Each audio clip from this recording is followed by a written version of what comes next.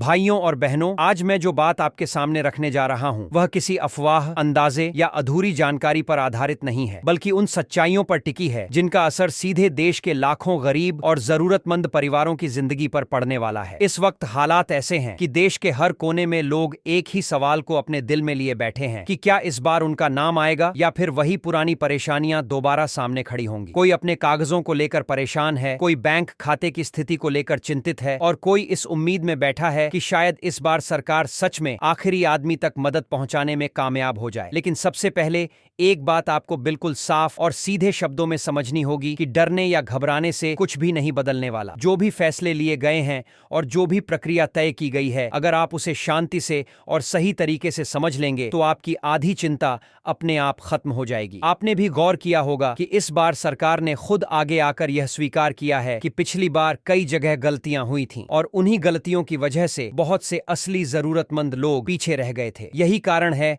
कि इस बार हर कदम बहुत सोच समझकर और जमीन की सच्चाई को ध्यान में रखकर उठाया जा रहा है। अब जरा सोचिए कि आखिर सरकार को हर जिले, हर गांव और हर परिवार की जांच करने की जरूरत क्यों पड़ी। इसकी वजह बहुत सीधी और साफ है। सरकार चाहती है कि मदद उसी परिवार तक पहुंचे जिसके पास सच में रहने के लिए अपना कोई पक्का घर नहीं है। पहले ऐसा होता रहा है कि जिनके पास पहले से साधन थे वे किसी न किसी तरीके से आगे निकल जाते थे और जो सबसे कमजोर थे वे लाइन में पीछे ही रह जाते थे। इस बार उसी पुराने सिस्टम को बदला गया है ताकि मदद सही हाथों तक पहुंचे। अब बात करते हैं उस मुद्दे की जो हर किसी के मन में सबसे ऊपर रहता है और वह है पैसा। सरकार ने इस बार साफ कर दिया है कि पैसा तभी मिलेगा जब आपका बैंक खाता पूरी तरह सही स्थिति में होगा। खाता आधार से जुड़ा होना चाहिए, चालू होना चाहिए और डीबीटी भी एक्टिव होना जरूरी है। पिछली बार हजारों लोग सिर्फ इसलिए योजना से बाहर हो गए थे क्योंकि उनका खाता बंद पड़ा था या जानकारी अधूरी थी। कई लोगों को तो यह भी पता नहीं चला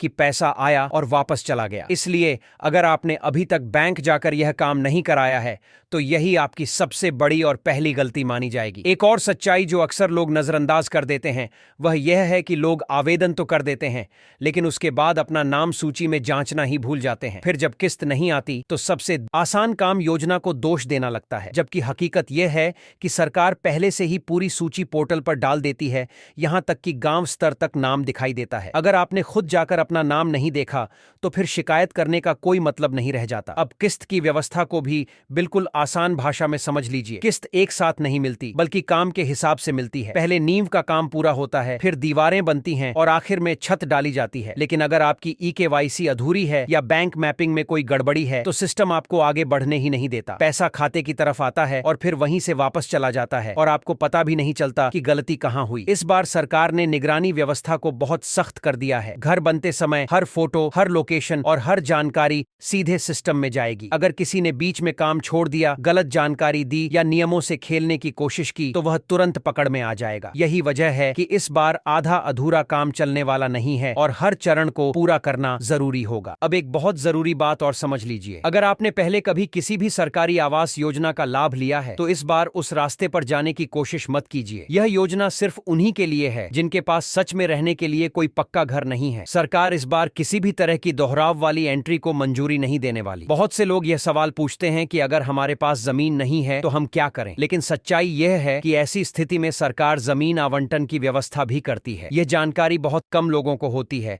और जिनको पता भी होती है वे भरोसा नहीं करते। लेकिन ध्यान रखिए कि जमीन मिलने के बाद ही घर का असली सफर शुरू होता है। और यहाँ यह भी समझना जरूरी है कि इस जमीन को बेचने या किराए पर देने की गलती बहुत भारी पड़ सकती है, क्योंकि ऐसा करने पर आगे आने वाली कई योजनाओं से बाहर किया जा सकता है। अब आवेदन की प्रक्रिया पर बात करते हैं। बहुत से लोग सोचते हैं कि आवेदन करना बहुत मुश्किल है, जबकि हकीकत इसके बिल्कुल उलट है। आवेदन उतना ही आसान है जितना किसी दुकान से सामान खरीदना। दिक्कत वहां आती है जहां दस्तावेज सही नहीं होते, फोटो साफ नहीं होती, पता गलत होता है, बैंक की जानकारी अधूरी होती है या मोबाइल नंबर गलत दर्ज हो जाता है। जब तक ये सारी चीजें ठीक नहीं होंगी सिस्टम आपको आगे बढ़ने ही नहीं देगा। सबसे खतरनाक गलती जो कुछ लोग कर बैठते हैं वह है फर्जी दस्तावेज देना। अगर किसी ने ऐसा किया तो सिर्फ यही योजना नहीं जाएगी, बल्कि आने वाले समय में दूसरी सरकारी योजनाओं के दरवाजे भी उसके लिए बंद हो सकते हैं। इसलिए बेहतर यही है कि जितना है उतना ही सही और साफ साफ बताया जाए। अब राज्यों की स्थिति को भी समझना जरूरी है। हर राज्य की जरूरत अलग होती है। कहीं गरीब परिवारों की संख्या ज्यादा है तो वहां घरों की संख्या भी ज्यादा रखी जाती है। कहीं संख्या कम होती है, लेकिन इसका मतलब यह नहीं है कि वहां किसी के साथ अन्याय हो रहा है। यह पूरा सिस्टम जरूरत के हिसाब से चलता है। लेकिन दिक्कत तब होती है जब लोग यह भी नहीं जानते कि उनका राज्य किस चरण में है। अगर आप यह जानना चाहते हैं कि आपके आवेदन की स्थिति क्या है,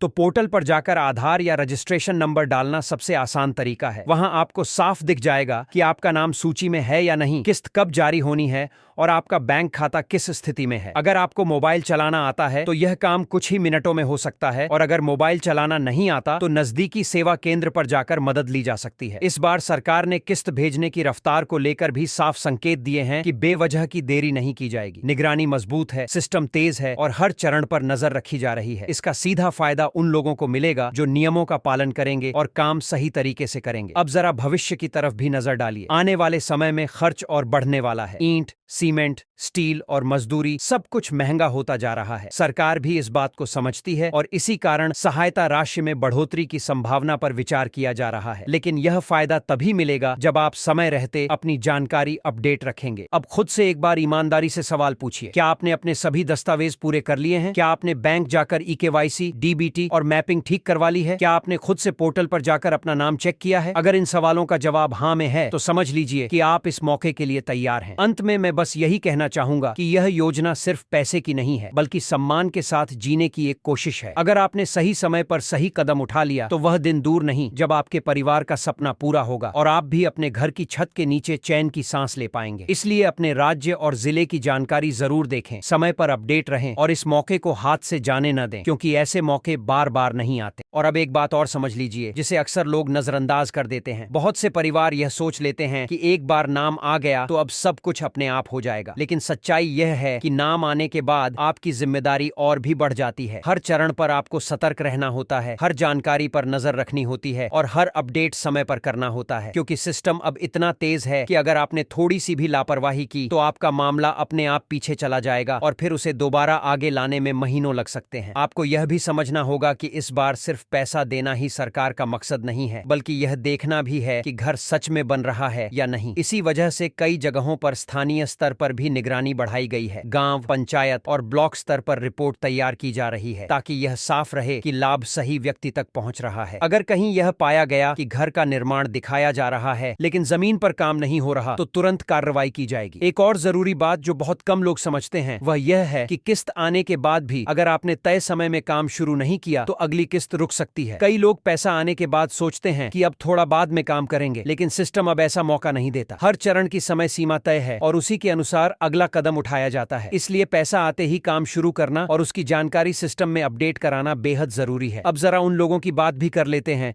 जो यह सोचते हैं कि यह सब हमारे बस का नहीं है, मोबाइल नहीं चलता, पढ़ना लिखना ठीक से नहीं आता तो हम कैसे करेंगे। ऐसे लोगों के लिए भी रास्ता खुला हुआ है। सरकार ने गांव और कस्बों में सेवा केंद्र इसीलिए बनाए हैं ताकि कोई भी व्यक्ति जानकारी के अभाव में पीछे न रह जाए। वहां जाकर न सिर्फ आवेदन और स्टेटस चेक किया जा सकता है, बल्कि बैंक, आधार और दूसरे जरूरी कामों में भी मदद मिल जाती है। यह भी याद रखिए कि जो लोग यह काम दूसरों के भरोसे छोड़ देते हैं वे अक्सर बाद में पछताते हैं। बेहतर यही है कि आप खुद जानकारी रखें, खुद पूछें और खुद समझें, क्योंकि यह आपके घर का सवाल है, आपकी जिंदगी का सवाल है और इसमें लापरवाही की कोई गुंजाइश नहीं होनी चाहिए। अब अंत में मैं आपसे यही कहना चाहता हूं कि यह मौका हर बार नहीं आता। सरकार की मंशा साफ है कि इस बार असली जरूरतमंद को ही उसका हक मिले। अगर आपने समय रहते अपने कागज, बैंक और जानकारी दुरुस्त कर ली तो कोई वजह नहीं कि आपका सपना अधूरा रहे, लेकिन अगर आपने इसे हल्के में लिया तो फिर वही पुरानी कहानी दोहराई जा सकती है। इसलिए आज ही तय कर लीजिए कि आप इस बार कोई गलती नहीं करेंगे। पोर्टल चेक करेंगे, बैंक अपडेट करेंगे और हर चरण पर नजर रखेंगे, क्योंकि यह सिर्फ एक योजना नहीं, यह योजना आपके परिवार के भविष्य का आधार है। तभी आपका घर भी मजबूती से खड़ा होगा।